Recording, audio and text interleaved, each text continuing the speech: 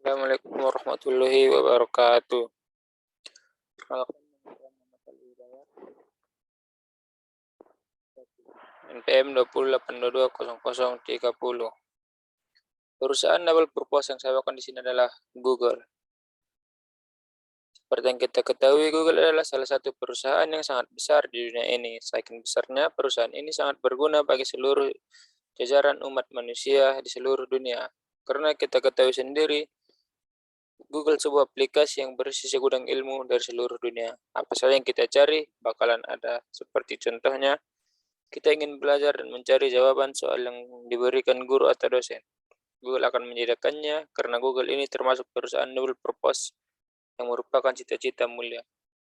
Google sendiri didirikan oleh Larry Page dan Sergey Brin saat masih di Universitas Stanford. Mereka berdua memegang 16% saham perusahaan mereka, menjadikan Google sebagai perusahaan swasta pada tanggal 4 September 1998. Kedua orang hebat ini lahir dari keluarga tidak main-main, boleh dikatakan terpandang. Ayah dari Larry merupakan profesor ilmu komputer di Universitas Michigan dan juga seorang programmer. Larry sendiri sudah tertarik di dunia komputer dan sains sejak kecil, berusia 6 tahun, dan itu pun lantaran di rumah banyak buku-buku komputer milik sang ayah. Bakatnya terus ia tekuni hingga duduk di bangku kuliah, hingga akhirnya Larry mendapatkan gelar Bachelor of Science pada bidang rekayasa komputer dari University of Michigan pasca lulus dari Lessing High School. Sementara Sergey merupakan pengusaha asal di Amerika Serikat, mempelajari mengenai ilmu komputer dan matematika.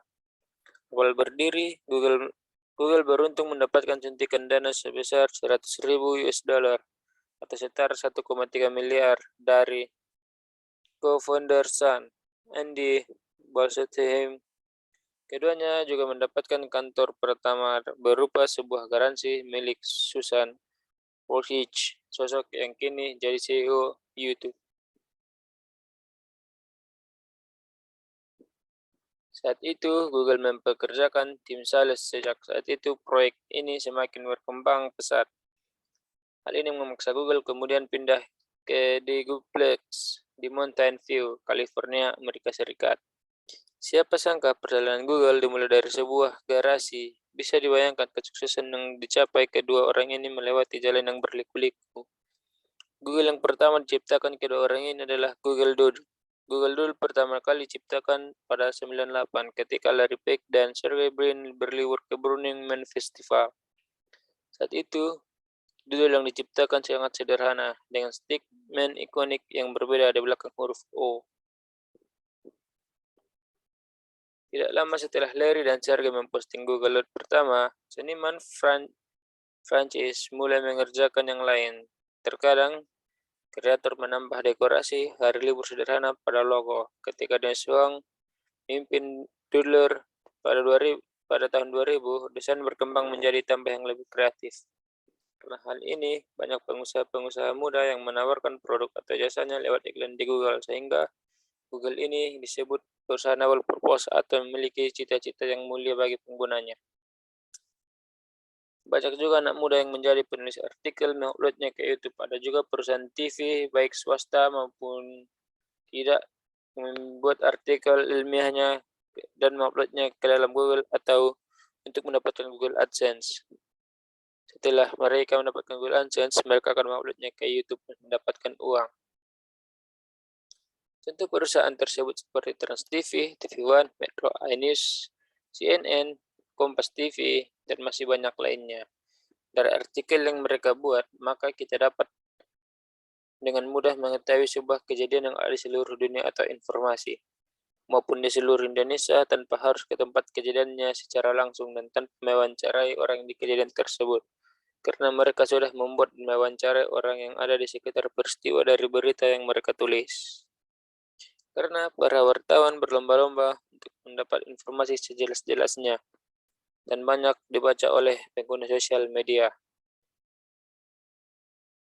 Apalagi di saat pandemi ini banyak orang yang beralih ke dunia YouTube untuk mendapatkan penghasilan banyak. Tidak sedikit yang berpenghasilan, sedikit juga yang gagal dalam hal ini. Orang-orang setelah mendapatkan Google AdSense, maka mereka akan semakin rajin membuat hanya demi uang. Saya juga pernah ingin mendapatkan penghasilan dari Google, tapi susah dan tidak kesampaian. Seluruh hal ketika ingin menggunakan sosmed pada Google, lihat saja semua aplikasi. Ketika kita ingin login atau masuk ke sebuah aplikasi tersebut, hanya dengan Google dan kita sudah memiliki akun dari setiap aplikasi yang kita buka dan kita daftarkan dari Google. Contoh aplikasi yang besar seperti Facebook, kita dengan mudah membukanya di Google. Seperti game juga menggunakan Google. Kita sudah memiliki akun sendiri seperti PUBG Mobile, COD atau Call of Duty maupun Mobile Legends. Semua hanya dikaitkan dengan Google, sudah dari kehilangan sebuah akun. Jika kita lupa password, hanya dengan menggunakan Google, akun kita dapat kembali.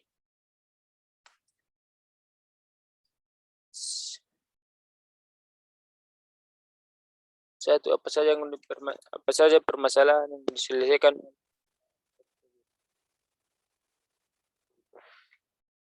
Google membuat beberapa penyelesaian untuk saat sekarang, seperti pada permasalahan tentang tugas yang diberikan oleh beberapa dosen dan juga guru kepada siswanya. Banyak ilmu di sana. Kita hanya memerlukan mencari sebuah apa yang ingin kita cari, tinggal mengetik beberapa kata yang ingin kita telusuri. Kita sudah dapat banyak informasi dari berbagai artikel-artikel yang dibuat orang atau disediakan Google sendiri.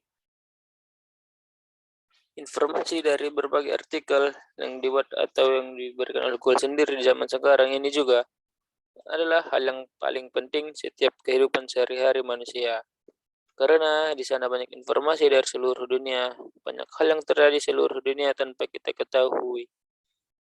Kita hanya melihat dan membuka Google peristiwa yang terjadi, seluruh artikel bermunculan di Google. Kita hanya perlu memilih artikel yang biasa kita baca.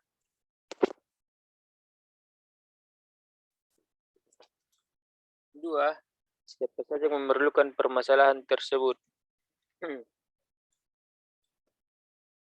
Siapa yang memerlukan solusi dari permasalahan tersebut adalah kita sendiri. Karena kita biasa menggunakan aplikasi yang dibuat oleh Google atau juga yang disediakan oleh Google. Aplikasi permasalahan tersebut seperti Gojek, Grab, dan masih banyak lainnya yang ada di Indonesia. Ada juga seperti Google Meet yang sangat kita butuhkan untuk kondisi saat ini. Karena dengan adanya virus COVID-19, seluruh dunia melakukan sekolah online. Dan yang sangat dibutuhkan di sekolah online adalah Google Meet dan Zoom. Maka Google menyediakannya untuk kita.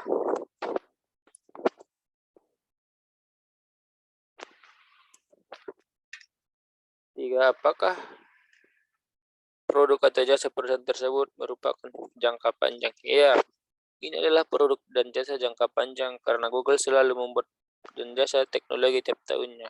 Karena Google pasti membuat beberapa penelitian tiap tahunnya. Perombakan struktur perusahaan ini diumumkan pada Agustus lalu.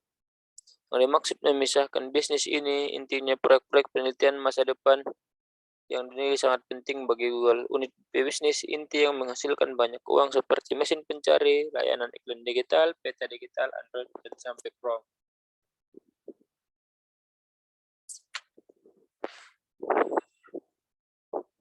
Empat, berapa perkiraan jumlah produk jasa yang diperlukan untuk memenuhi target pasar? Mereka membuatnya tidak terbatas dan juga dapat diakses kapanpun dan dimanapun dan dalam waktu kapanpun. Bagi siapa saja yang membutuhkan. Ini sudah berjalan dari tahun ke tahun di seluruh dunia. Bahkan produk yang dibuat Google beberapa tahun lalu masih bisa diakses hingga sekarang. Bahkan diperboleh oleh Google-nya sendiri. Google selalu memilih target pasar dari mereka karena target pasarnya bukan hanya di Indonesia tapi di seluruh dunia. Apa keunggulan perusahaan tersebut sehingga dapat bersaing di pasar? Keunggulan Google banyak.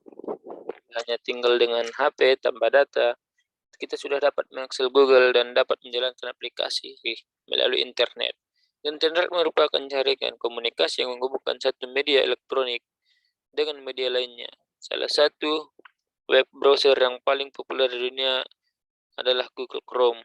Web browser yang dikembangkan oleh Google ini merupakan situs pencarian yang saat ini paling banyak digunakan oleh masyarakat karena dengan akses mudah sehingga dapat dengan mudah memasuki Google sendiri dan aplikasi setiap ponsel manusia tanpa download terlebih dahulu.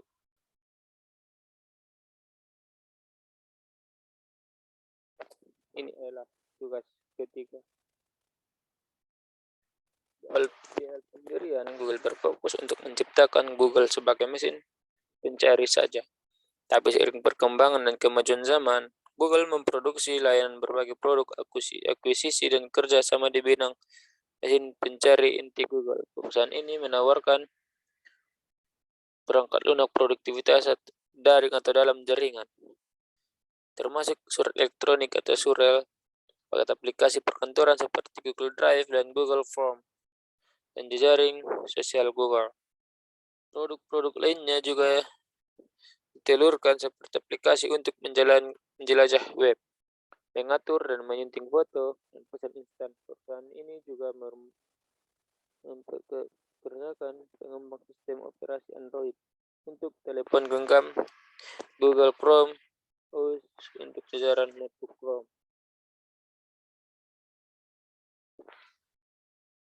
Satu, alasan konsumen memilih produk perusahaan tersebut.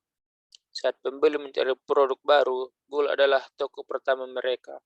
Dengan solusi yang diberikan oleh Google, jangkauan lebih banyak pelanggan baru yang mencari produk yang Anda jual. Baik setiap mereka yang ingin mendapatkan ide atau siap untuk membeli. Karena produk Google sangat berguna bagi kehidupan sehari-hari. Seperti Google Map. Karena dengan Google Map ini, kita dapat mencari atau juga dapat menemukan jalan yang ingin kita tuju. Seperti Gojek atau Grab. Mereka hanya dengan menggunakan Google Map, maka mereka akan mendapatkan tujuan yang ingin mereka tuju. Yang kedua, bagaimana konsumen memperoleh perusahaan produk tersebut? Yaitu dengan mengunduh aplikasi yang berbasis Google, seperti YouTube, Google Map, Google Meet, Zoom, dan masih banyak lainnya. Seperti produk-produk yang diberikan oleh Google. Karena Google Play dia produk digital elektronik, Google sendiri dapat memberikan jasa iklan dan setiap orang bebas mengiklankan dengan dagangan atau jasa yang ingin dijual mereka secara online. Hanya dengan mengklik tautan yang disediakan oleh Google sendiri dan kita dapat mengakses produk dari perusahaan tersebut. Tampilan bisnis Anda di Google Maps. Gunakan Google Businessku untuk menjangkau orang-orang mencari layanan lokal di Google Maps. Mereka akan melihat bisnis Anda di sorot peta dan mudah mengakses informasi bisnis, foto, dan ulasan bisnis Anda. 3. Bagaimana cara perusahaan tersebut mengelola pelanggan? Dengan profil bisnis di Google, Anda dapat mengelola tampilan bisnis lokal di seluruh produk seperti market penelusuran jika Anda menjalankan bisnis dan yang melayani pelanggan di lokasi tertentu atau melayani pelanggan di area layanan yang telah ditentukan. Profil bisnis dapat membantu untuk menemukan bisnis Anda. Bisnis yang diverifikasi Google lokal lebih mungkin dianggap aktivitas. Google membuat itu dengan Google mengelola pelanggannya dengan mudah dengan membuat beberapa fitur yang mudah dijangkau oleh setiap manusia pada umumnya. 4. Bagaimana cara konsumen komplain terhadap produk atau jasa yang ditawarkan? Melaporkan masalah atau mengirim masukan tentang aplikasi di Google Play Store. Google menyediakan juga fitur untuk masukan jika terjadi masalah pada pelanggan setia Google. Google memberikan ulasan orang yang mengalami masalah. Jika tidak diproses, secara otomatis Google memperbaiki ulasan dan masukan nantinya. Baik, sekian presentasi saya. Saya Muhammad Hidayat. Assalamualaikum warahmatullahi wabarakatuh.